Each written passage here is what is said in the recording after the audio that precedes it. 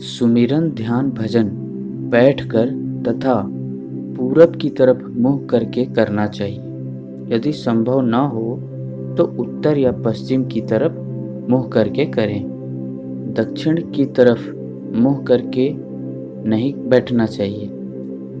जिन नाम का सुमिरन किया जावे अंतर में उसके स्वरूप का ध्यान भी जरूर करना चाहिए, वरना वह सुमिरन पूरा फायदा नहीं देगा।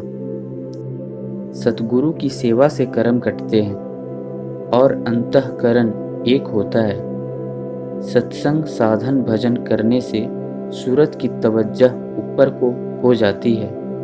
फिर पहले मुकाम का शब्द अर्थात पहला शब्द जो है, जो पहली आवाज है, वह शब्द सूरत को चुंबक की तरह अपनी ओर खींच लेता है। फिर त्रिकुटी का शब्द प्रकट होकर सूरत की ज्योत को बदल देता है, यानी लोहे को स्वर्ण बना देता है।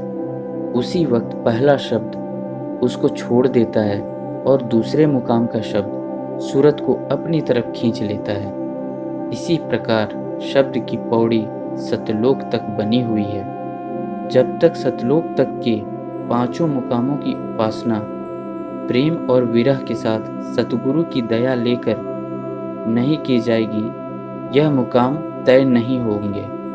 संतों के सत्संगियों की यह पांच धनी गुरु के समान सहायता करते हैं। भजन सुमिरन का वक्त सबसे अच्छा रात के 2 बजे से सुबह के 8 बजे और दूसरा रात के 7 बजे से 11 बजे तक है। इस वक्त में अंतरी रस ज़्यादा मिलता है।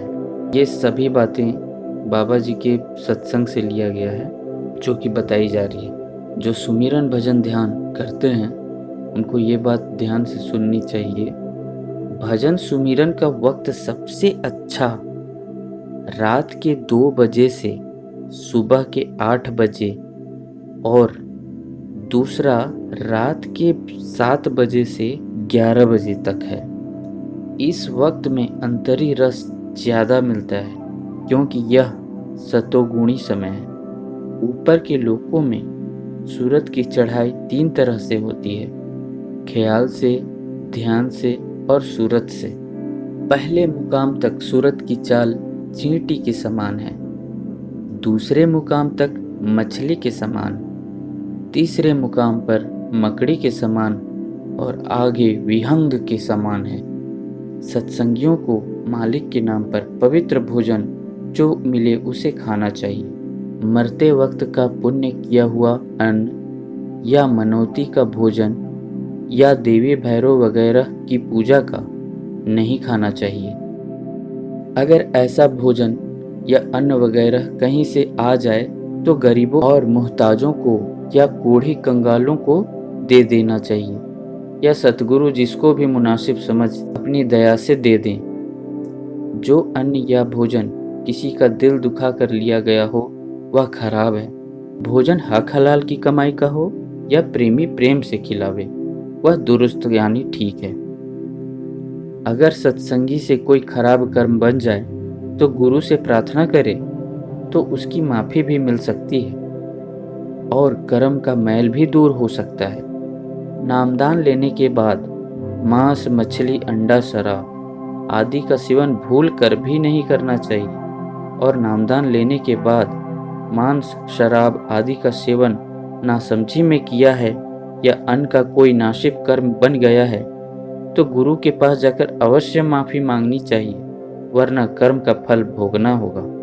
सुमिरन करने से पहले पांचों नामों को याद करके गुरु स्वरूप को अंतर्दृष्टि से मत्था टेकना चाहिए।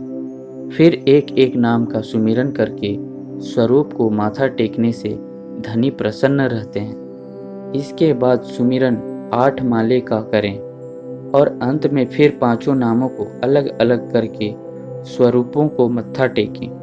ध्यान और भजन के पहले और अंत में भी इसी प्रकार पांचों नामों को याद करें और मत्था टेकने पर दया का आभास शीघ्र होगा। पहला नाम लिया, स्वरूप का ध्यान किया और दृष्टि से ही मत्था टेका। फिर दूसरा नाम लिया, स्वरूप का ध्यान किया और मत्था टेका। इसी प्रकार पांचों नामों को लेकर साधना प्रारंभ करनी चाहिए।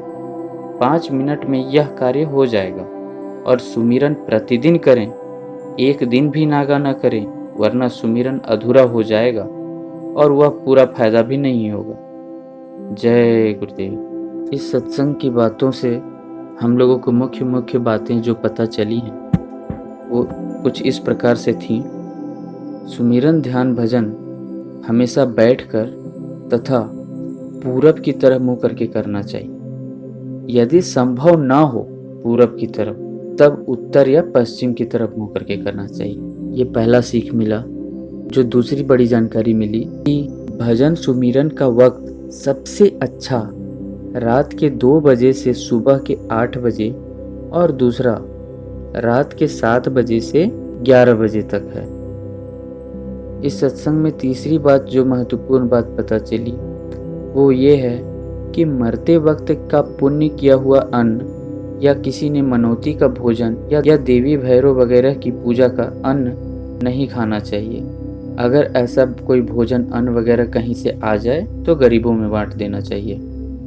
चौथी बात, नामदान मिलने के बाद गलती से भी मांस, मछली, अंडा, शराब आदि का सेवन भूल कर भी नहीं करना चाहिए। अगर गलती से किन्हीं से नासमझी में ये काम हो गया हो तो गुरु के पास जाकर अवश्य माफ़ी मांगनी चाहिए। 5वीं महत्वपूर्ण जानकारी जो बात है वो है कि सुमिरन करने से पहले पांचों नामों को, अर्थात बाबा जी नामदान जो दिए हुए हैं 5 नामों का, उस पांचों नामों को याद करके गुरु स्वरूप को अंतर्दृष्टि में, अर्थात आंख बंद करके गुरु का ध्यान करके उनको अंतर से ही मत्था टेकना चाहिए। उसके बाद सुमिरन करना चाहिए और सुमिरन जब समाप्त हो जाए उसके बाद भी 5 नामों को याद करके और मत्था टेकना चाहिए। तो बाबा जी की सुनाई हुई सत्संग से ये महत्वपूर्ण बातें पता चली हैं। चैनल को आप लोगों ने अभी तक सब्सक्राइब नहीं किया है तो कर लीजिए, क्योंकि आपको बाबा जी के बताए हुए जो महत्वपूर्ण बातें हैं वो आपको इस चैनल में इसी तरह मिलते रहेंगे। जय गुरुदेव।